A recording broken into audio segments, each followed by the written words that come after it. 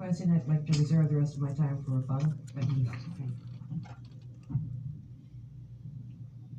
it please the court. I'm Kenneth Trent. I represent the appellee herein, Jefferson D'Souza. Mr. Trent, why aren't they entitled to an evidentiary hearing? Getting past this excessiveness of two motions, why aren't they entitled under the rules to an evidentiary hearing if, and I'm not getting to the issue of whether or not the pleadings had culpable grounds, why aren't they entitled to one?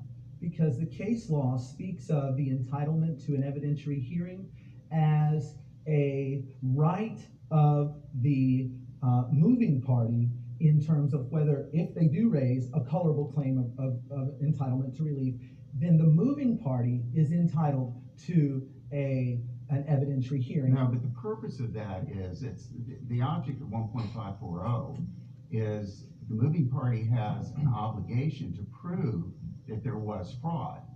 And so what the rule's purpose and the way the rule works is that if you raise the issue, if it's colorable, then the court is obligated to give you an evidentiary hearing to prove it and give the other side the chance to rebut it. If it's not colorable, you don't get an evidentiary hearing and it's dismissed. So my question to you is, even if it were colorable what you raised, which I've got a question, why aren't they entitled to it? Why didn't the court err by not having an evidentiary hearing? Particularly when they're conflicting affidavits under Venetian Salami, when you have that, you should have a hearing. Well, first of all, it's because both affidavits emanated from the same people. I mean, if you look at this record, What case do you say that we disregard affidavits if they emanate from the same people? well, I don't have a case. This is an unusual case, Your Honor. But I do want to emphasize, Your Honor, that Justice Suarez. Judge, okay. Judge, don't Judge elevate Suarez. me yet, okay? Yeah, well, I'm just hoping for justice. But at any rate, We the don't case. we don't deal with justice, we deal with the law. I'll leave that one alone. But Dynasty Express is a case, and it says specifically, the party asserting the fraud is entitled to an evidentiary hearing on the issue. Right. I don't see If you raise a colorable issue in your pleadings, then you're entitled to an evidentiary hearing to determine whether or not there is fraud. But that's what all the cases stand for. Right. So, I mean, the point I'm trying to make is, even if your pleadings were colorable, why didn't the court err in not giving an evidentiary hearing? I mean, how can we sustain this if the court's obligated to give an evidentiary hearing if it didn't give one? Well, I think you could easily just go by the exact language of the case law, which speaks of that evidentiary hearing as an entitlement or a right of the moving party. That's right. When you have a case like this where it's the non-moving party who's saying, well, wait, we want an evidentiary hearing. But you're missing the point of 1.540 and the way it works. The object of 1.540 when you're alleging fraud is you're alleging fraud against the other party. The other party has a right to defend against that. So it's two steps. Your pleadings have to state to the judge, we've got colorable basis that there was fraud. And if the judge looks at it and he says, you're right, based on your pleadings, I see where you do have a colorable basis. So other party, I'm going to give you an evidentiary hearing to now prove to me why you didn't commit fraud on this court. So it's a two-pronged step. And the court here, the judge here never gave the second prong of the requirement, which was an evidentiary hearing. And he explained his reasoning in not doing so, Your Honor. When was an evidentiary hearing requested? That's a pretty good question. I don't believe it was requested at all until the motion for rehearing that was brought up, that was filed by the appellant. You said that was pretty good. Ready for a good question now? Sure. No. This is a 1.540 motion, right? Yes, sir. Under what section of 1.540 are you traveling? 1.540B3 primarily. B3 or A3? B3, yeah, B3. right, B3. That's where there needs to be fraud. You're alleging fraud. Misrepresentation. In this case, there was a complaint filed, a motion for summary judgment. Did your clients contest the motion? I believe According to the record, I was not counsel at that time. They tried to Well, represent themselves pro se, but according to the The answer record, is no. there was a motion to dismiss filed, but that's all prior And to. they allege. And they did not contest the entry of the final judgment, right? Well, I'm not sure what Your Honor means by contest. Did they show up at the Where- hearing and argue or file affidavits in opposition? No. But they also, in their motion to dismiss, claimed that the plaintiff had no standing, correct? Yes, but, Which is basically what this whole case is about, right? well, I mean, you're saying basically that Freddie Mac is not the proper plaintiff to bring this action, that they really owe the mortgage to somebody else? no, Your Honor, that's really not what we're saying. While what we're saying does address standing, just like. You're arguing fraud. Right, correct. Under More B particularly- 3 is the fraud provision. Okay. What is, we had a final summary judgment, there was no appeal. There, in this particular case, unlike the last one, we're within the 1 year period, so you can move under B 3. What's the fraud? The fraud is- What went wrong, briefly stated, summarily stated? As stated by the court in the appendix to the record on appeal, which was the hearing on November 22nd, 2010, on the motion for rehearing, which was filed by the appellant. The court said on page 7, because counsel is correct in terms of what he used, in other words, what I used to argue fraud, it was your affidavit that was used and your initial pleadings that was used that basically establishes the fraud. And this goes to Judge Suarez. What was the fraud, counsel? The fraud What was the fraud? Just tell me what the fraud is. Maybe somebody was correct, maybe somebody wasn't. We'll figure that out. But what is the fraud in this case? The fraud was obtaining summary judgment in favor of Aurora Loan Services, based on Aurora Loan Services affidavit saying that Aurora Loan Services owns the note and mortgage. That is the affidavit filed, affidavit of indebtedness, and that was after the appellant, or maybe it was Aurora, it's hard to tell, had filed an assignment, taking the ownership of the loan away from Aurora and transferring it to Freddie Mac. The fraud, as I understand it, is, just as you said, that Aurora moved for the summary judgment, and then between the time of the summary judgment motion and the time of the hearing on the final judgment, Freddie Mac was substituted. Is that, Right. am I articulating your position correctly? Yes, Your Honor, you are. But What is fraudulent about that? It was all on the table. the fact that they continued to travel on the affidavit of indebtedness, which said that Aurora Loan Services owned the note and mortgage, meanwhile, obtaining final judgment in favor of Freddie Mac. You see, they can't have it both ways. It's one or the other, and they are continuing to travel on And an affidavit that they have. it was the other, and there was no appeal from it, right? I could see that, if Freddie Mac came in here and they misrepresented that they own the mortgage, and Aurora would have something to complain about. But Mr. De Souza has not paid anybody. He hasn't paid Aurora, hasn't paid Freddie Mac, he hasn't paid Mars, he hasn't paid First Mangus. Nobody has been paid, correct?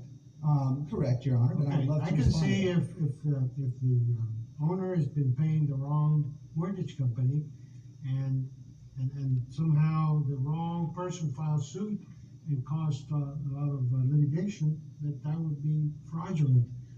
But here we have, everything was done above board, like Judge Shepard says.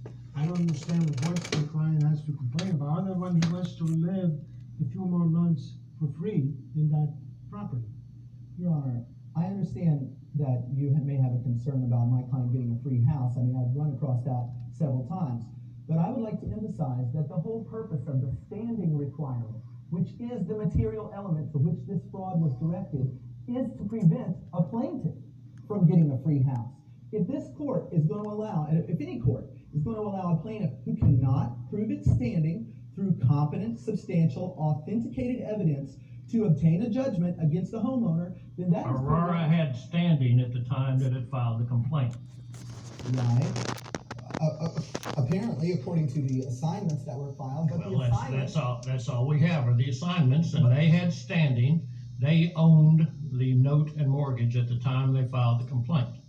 That's standing, that's subject matter jurisdiction, correct? I agree. And standing because Aurora had the note. Right. But for Aurora to transfer the note to Freddie Mac and then to continue before the court and to get a judgment in its own favor. Freddie Mac got the judgment based upon whatever affidavits existed, maybe signed by Aurora, right? The facts didn't change. Well, they did change as to who was the owner of the note. It was all above board. Not. Your burden here is to, there has to be a gross abuse of discretion, right? Yes, Your Honor. If you were the appellant, it would have to be a gross abuse of discretion, I guess. Yeah. Maybe that's their burden. They have to show that there was a gross abuse. He looks insane. For this court to overturn the lower court's ruling, especially since this was a determination of fraud. And the determination of fraud is generally considered to be uniquely within the province of the trial court. This was the judge who said, you came before me and you represented that you had standing, and as of that time, it was a lie. Let me read you something from the Paul versus Wells Fargo case, which you cite to justify having the second bite of the apple with the second motion to vacate. It says, Mrs. Paul first argued that Wells Fargo lacked standing to foreclose on a note and mortgage issued by Washington Mutual. The trial court properly rejected this argument. Wells Fargo's possession of the original note, endorsed in blank, is sufficient under Florida's Uniform Commercial Code to establish that it was the lawful holder of the note entitled to enforce its terms. That's precisely what we have here. I don't believe there's ever been any. First of all, it's never been an issue in the case whether or not there was an endorsement. I believe that the plaintiff, in this case now, I guess. They possessed the original, correct? That I'm not sure, to be honest with the court, but I know they filed assignments at the end of the case, which on their face were not above board, as Judge Shepard suggested, because they were both signed by the same person who is apparently a representative of Aurora. This gentleman, and that is was in our motion, and I believe it's addressed in our brief. This person signed an assignment first from the original lender to Aurora Loan Services, and this was right before summary judgment was entered.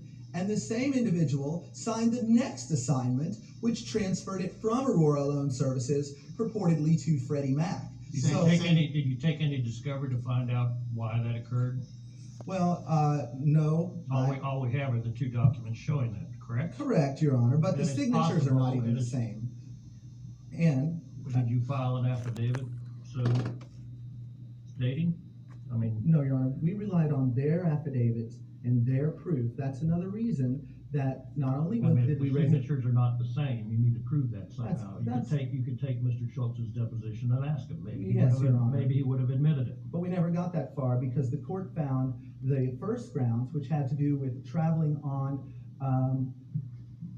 an affidavit of indebtedness saying that Aurora is the owner of the note and mortgage when obtaining final judgment, even though in the interim there had been an assignment filed by the plaintiff saying that Freddie Mac was now the owner. The court found that to be fraudulent, and it was a misrepresentation. Now, let me ask you a question. I understand your argument. Every case that I've pulled up in researching your case having to do with this question of standing in this type of situation, I haven't come across one that says it's fraud. Can you point me to a case that says in this situation like we have here, we're dealing with foreclosure, somebody files it, there's an assignment, you go through the whole process. Can you point me to a case that says that's fraud? I'm not sure I understand your question, but it says what is fraud? That lack of standing in this type of situation is fraud on the court. Can you point me to a case that says it's fraud? It may be lack of standing. You may have a lack of standing argument. But my question to you is, can you point me, I could not find one case that said it was fraud. When an affidavit or something is filed that attests to a state of facts that is not actually true? Don't generalize it. I'm talking about in this situation where you have a mortgage company, or a company goes in, they file a foreclosure, they say, they verify, we've had argument on verification today, they verify that they own it. Then, as the process goes on, there's an assignment to another mortgage company. That assignment is filed.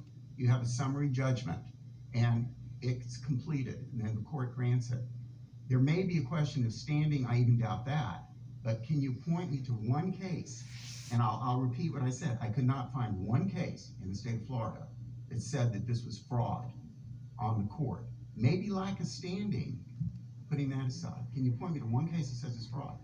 Well, not with the scenario that you've outlined, Your Honor, But is that the scenario we have here? no, because the scenario we have here is where there are affidavits filed which are countered by other filings from the same party, and yet that party goes ahead and obtains summary judgment. In other words, they've contradicted themselves on the issue of standing with sworn statements, and then tried to disregard one of those and obtain a judgment in Okay. reliance. I understand what We're you're going saying. around in circles. I There think. are cases In where, conclusion, well, I would just say that, I mean, obviously, the standards are in our favor. There's fraud determination by the trial court, which is difficult to disturb, plus, the gross abuse of discretion. But the final point that I would make is, there has been fraud committed all over this country, and that's why we have these attorney general actions. we're like- trying one case at a time, and in Okay. conclusion, you want us to affirm. Thank you. Absolutely, thank you. Thank you, counsel.